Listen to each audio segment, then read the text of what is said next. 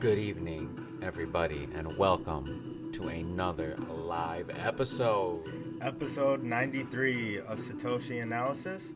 We're We're your your Satoshi Satoshi Ninjas, Ninjas, and we're here to break it down for you. What's happening, people? I had to clear my throat. Not a problem. Let me just get in a little closer here For sure. so we can just set up everything. Yeah, let's just keep the music playing. It'll also give time to our viewers to get Yeah. come on in. How do y'all like that pump today?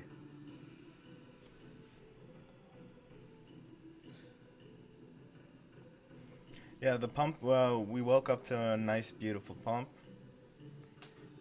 and that's actually what this video is going to talk about today. We promised you guys a video about Tomo Coin. We said that's going to come out this week, so it's not this video. It'll probably be tomorrow or the day after, but that's definitely still going to come. Yeah. So today everyone woke up. The main thing that people saw was the EOS pump. We covered it a little bit yesterday. It continued a little bit, but also you had Bitcoin pump as well. As you can see straight right here, you have a straight shoot up, as did many currencies just had a straight shoot up. And a lot of people were happy in the crypto sphere because we finally get to see a nice positive day. We haven't seen this since 2017 basically. Yeah, that was a nice, much needed little pump right there. So the main question people are now asking is like, is it over? Is the bear market fully over? And the answer to that is there's not a concrete answer, but the answer would be it's not fully over. What's up, Georgia? How you doing? What's up? He came from Smoke Pipe. What's up, Referral. Georgia Green Thumb? Shout out to you. What's up? But yeah, so I lost my. Oh yeah, so short squeeze basically is all the bears that were shorting this. So basically, when someone shorts something, they make money off of the price going down. It's kind of fucked up, but it's a way to make money as well. So when they're shorting, they eventually have to do what's called buy to cover. So they have to buy up Bitcoin to close out those sale orders. And what a short squeeze normally would do is since they're having to buy Bitcoin to cover it, it causes a huge spike up normally in the positive end. And that's what it probably is that occurred, is a huge short squeeze. A lot of shorts trying to get out, getting a little afraid that it's probably not going to fall any much lower than this. Wow, look at that verse. That's a vertical line right there. Yeah, that's exactly what the short squeeze is. So if I was to go explain it in simple facts, let's say you don't own any Bitcoin, but you're gonna short it, right? So basically what you're doing is you're pre-selling Bitcoin that you don't own. So let's say you sold 2 Bitcoin on credit, which is what shorting is. You're doing it on credit.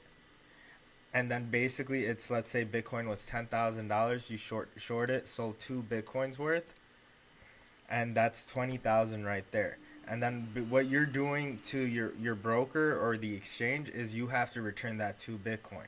And the way you make money is, let's say Bitcoin drops to 7,000, you now buy Bitcoin at 7,000, and you basically made a profit of 3,000 because you pre-sold those 2 Bitcoin at 10,000. But you got to be careful because the opposite can also happen. Exactly. So here's the thing: when you're shorting, or let me say it this way: when you buy Bitcoin, the most you could lose is, let's say you bought $100 worth of Bitcoin. If Bitcoin goes to zero, you hit zero. You can never go negative when you're buying it.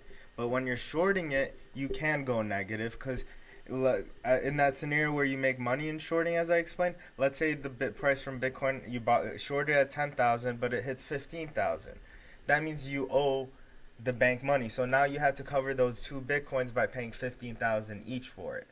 So you could actually go more negative than your initial. So if you only put like $100 and shorted it, you could actually go negative.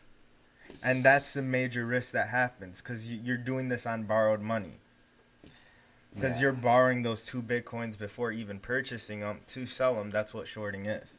So it's dangerous maneuver for a rookie. Or even for intermediate. You have to be an expert to do it. So and you're gonna lose money as an expert as well. So this is more or less a short squeeze that's happening. It is a positive sign that we will head towards a bull market. It's not officially a bull market yet. We could still see it consolidate just at a slightly higher price, and that's what we're probably gonna see for That being said, $100 a month ain't bad to put in.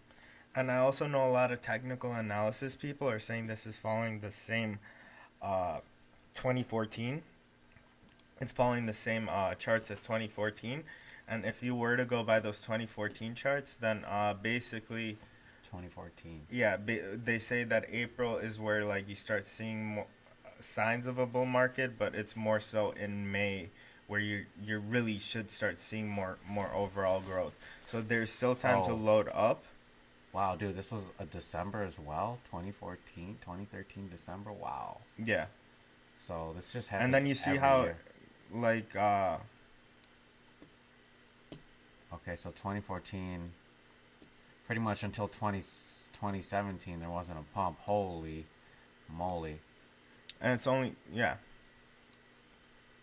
But I mean, if you go into better charts trading view for like Bitcoin, especially just specifically Bitcoin, you actually start seeing a bullish rise after May, in May actually.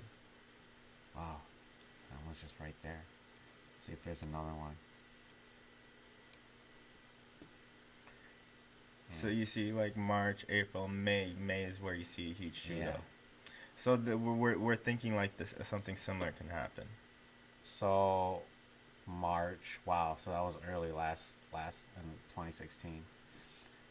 And the other thing that we have to take note is Oh wow. cryptocurrencies in general have gotten more PR and press just this past year alone.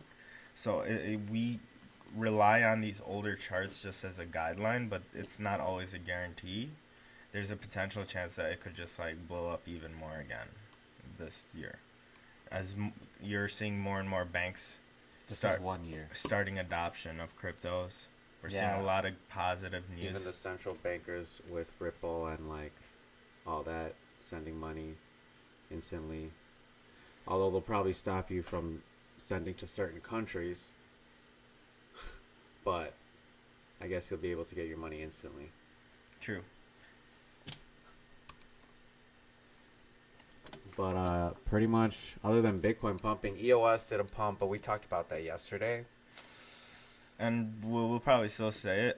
There is an airdrop for EOS coming up. So if you I didn't think- get in yet, you probably should. Maybe. So it might still have a little bit room left to grow. I actually wouldn't even recommend getting into it Yeah, just right now. it's over. I would wait after the airdrop, which is I think in 3 days, April April 14th. 15th. I think it was 14th or 15th. Yeah, it might have been I think 15th. it was 15th. But you're gonna see a drop. Get ready to strike, set your lures. Look at the price for the next 3 to 4 days. And strike, hopefully. That being said, this is not financial advice. Did we do a gong? I think we I did some low-key gongs, but let's do some more. Yeah, like, comment, subscribe, guys. Yeah, if you like what you heard and saw today, like, comment, subscribe, smash that bell, smash that gong. Follow us on social media. We're on Instagram, Twitter. Shout out to everybody on the YouTube live. Shout out to everybody on the Anchor podcast. iTunes, Google Play. We love you guys. Alexa, yeah. We appreciate you guys tuning in. Thanks for everything, and we'll see you tomorrow. Yeah, or definitely. Yep. Saturday. Probably tomorrow. Probably tomorrow. Yeah. So, peace out, y'all. Ninjas out.